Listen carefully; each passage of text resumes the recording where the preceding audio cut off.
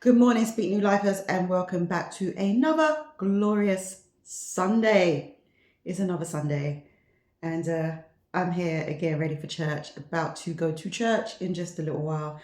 But I just wanted to come here and share some things because this is something that I feel that the Lord showed me back in 2022 and the course of 2023 on how my words were impacting my life and how I had the capacity to change my life by changing my words, and not just changing my words, but choosing to come into agreement with what God had already said about me, about situations, about life, about others.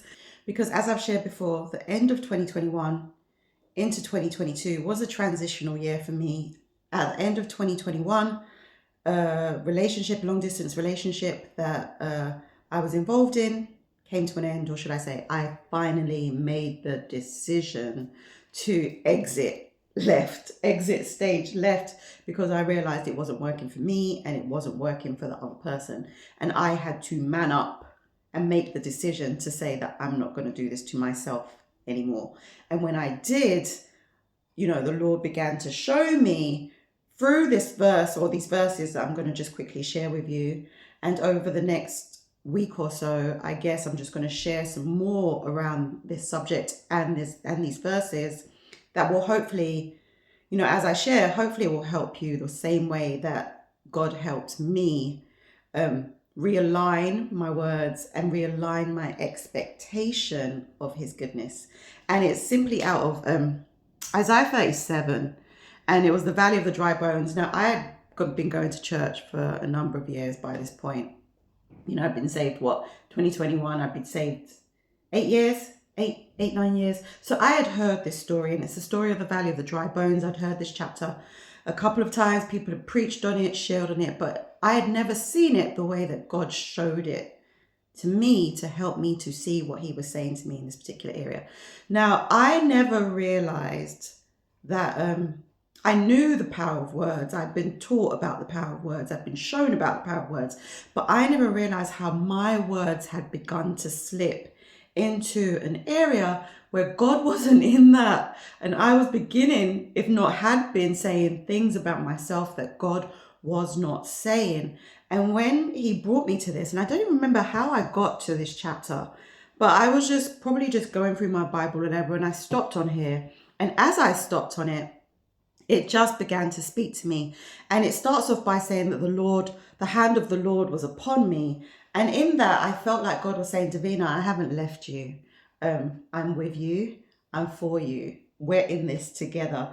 And as I read that, I realized that even though I was in a place where I wasn't happy and I felt stuck and I didn't know what I was doing, and I didn't feel as though I knew the next step, or even if I had a next step, there was a lot of uncertainty. There was I felt, an immense lack of confidence. I didn't feel like I had the tools that were necessary to deal with my future, to move forward. But God was showing me just in that line. He said, the hand of the Lord was upon me. And he said, Davina, my hand is on you. It's never left you, nor is it ever going to leave you. I am with you. And it continued to say that he carried me through this area, this arena, where, in the Valley of Dry Bones, he took Ezekiel and he took him to a place and a space, and he began to show him all of this devastation that was around him, right? Now, it wasn't for a place for Ezekiel to sink and feel hopeless in that situation. He was just trying to illuminate some things to Ezekiel so that Ezekiel could see some things, right? See what's right before him. And God was showing me that the place that you're in, you don't like it. It's not favorable towards you. You're not enjoying this season, but know that I'm with you. And then as he did that, he went on to say, he asked Ezekiel, do you believe? Do you believe that these bones can come back to life? And what he was saying to me in that moment was, Davina, do you believe that I'm able to do anything with your life? I know you feel like you've made some major mistakes. I know you feel like you've made some errors and you've taken some wrong steps, and it's led you to a place that you don't like. But do you still believe that I am able to take your life and do something with it? Do you believe that I am the God who is able to bring life to dry and dead situations? And as I'm sharing this with you because he's saying the same thing to you. This scripture is for everybody. You may be in a dry, desperate situation right now, and it may feel and look hopeless. But God is saying to you, do you believe that this dry and barren situation can actually be turned around for something glorious? Do you believe something good can come out of this? And as Ezekiel, he responded to the Lord and he said, God, I don't know. Like, you tell me. Like, because what I'm looking at right now doesn't look like it can, but you're going to have to be the one to tell me, right? And God said, say this. I want you to speak to all of these things around you, and I want you to tell them what I am telling you. And so he gave Ezekiel the words to speak in the situation, to the situation. He gave him the words verbatim. He said, say this. And as Ezekiel said,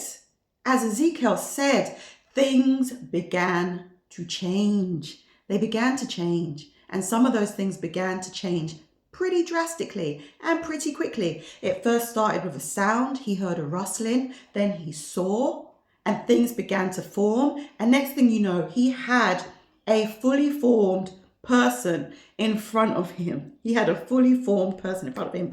And then God came back and said, now there's another instruction.